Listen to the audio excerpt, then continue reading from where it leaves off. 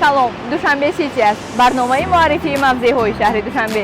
ин бор мо ба варзишгоҳи марказии пойтахт омадем. варзишгоҳи марказии ҷумҳуриявии Душанбе дар яке аз хиёбонҳои асосии пойтахт воқеъ буда зиёда аз 60 сол боз фаъолият дорад. сохтмони он қариб 23 сол давом ёфтааст.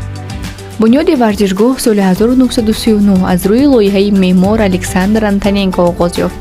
вале соли 1941 бо оғози ҷанги бузурги ватанӣ сохтмон муваққатан қатъ гардида варзишгоҳ ба майдони омодагии наваскарон табдил меёбад. соли 1946 пас аз анҷоми ҷанг сохтмон аз нав оғоз ёфт. ниҳоят 18 июни соли 1962 варзишгоҳ бо 21400 ҷойи нишаст омода гардид ва варзишгоҳи нав номи Михаил Фрунзе, сиёсатмадори шӯравиро гузоштанд.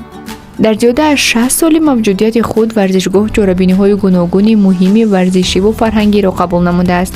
аз ҷумла соли 1968 дар ин варзишгоҳ аввалин спартакиадаи занонаи ҷавонони кишварҳои Осиёи Миёна ва Қазоқистон доир гардида буд.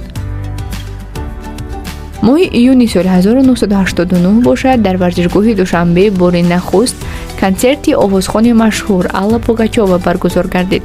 он вақт меҳмони консерти Пугачова Филипп Киркоров, гурӯҳҳои А-студио ва Рондо гардиданд. дар 3 рӯзи баргузории консертҳо ба варзишгоҳ 70 000 тамошобин омаданд. баъд аз бошхӯрии ҷиҳоди шӯравӣ ба майдон номи варзишгоҳи марказии ҷумҳуриявии Душанбе гузошта шуд. дертар он таъмиру насозӣ гардида имрӯз то 20 000 ҷойи нишаст дорад. дар солҳои шӯравӣ дар варзишгоҳ бозиҳои дастаи маъруфи энергетик ё помир доир мегардиданд. имрӯз бошад дар ин ҷо бозиҳои хонагии тимҳои мунтахаби асосӣ ва ҷавонони Тоҷикистон ва дастаи истиқлоли Душанбе мегузаранд. ба ғайр аз ин варзишгоҳ ҳамчун майдон барои баргузории мусобиқаҳои гуногуни варзишӣ ва чорабинҳои фарҳангӣ истифода мешавад. дар ин майдон ҳатто бояд Роналдуи номдор бо тими Ан-Наср ҳунарнамоӣ мекард, вале бо сабаби гирифтани ҷароҳат ситораи футбол бо тими худ бозӣ накард.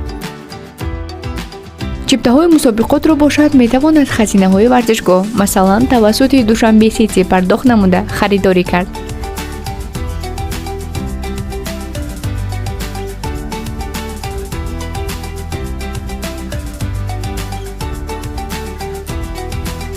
хайр, то соёҳати оянда.